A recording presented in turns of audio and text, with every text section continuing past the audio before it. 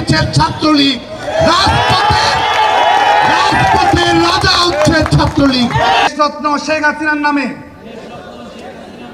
দৃঢ় চিত্তে শপথ করছি যে দিন আমার এই ফোনে অনেক রকম নাম্বার থেকে ফোন আসছে, যে নাম্বারগুলো আমরা জীবনে কখনো দেখিনি।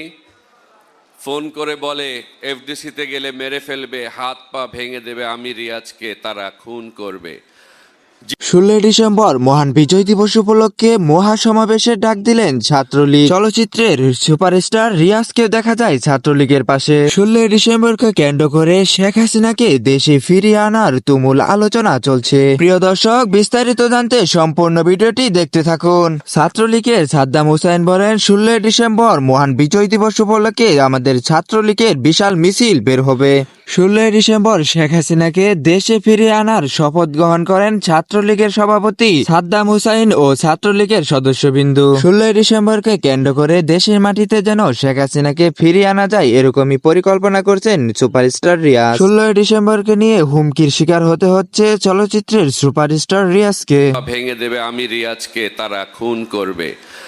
জিডি করিনি, কাউকে বলিনি, যতটুকু ব্যবস্থা আমার পক্ষে নেওয়ার আমি নিয়েছি। আপনাদের সবার সামনে বলতে চাই, নাম্বার সেভ করা আছে, খুনের হুমকি দেওয়া হচ্ছে। আজকে আমি বলতে চাই, আমি রিয়াজ ক্ষুদ্র মানুষ, আমার তো দূরের কথা, আমার শিল্পী সমিতির একটা মেম্বার, ইভেন এফডিসিতে যেই মহিলা ঝাড়ু দেয় তাকে একটা ধাক্কা দিয়ে দেখেন আপনারা। একটা তৈরি করতে চায়, তাদেরকে জুজুর ভয় দেখাতে চায়। রাজপথ থেকে জন্ম নিয়েছে ছাত্রলীগ। রাজপথের রাজা হচ্ছে ছাত্রলীগ। তাকে ভয় দেখায় ছাত্রলীগের সভাপতি হিসেবে বলছি।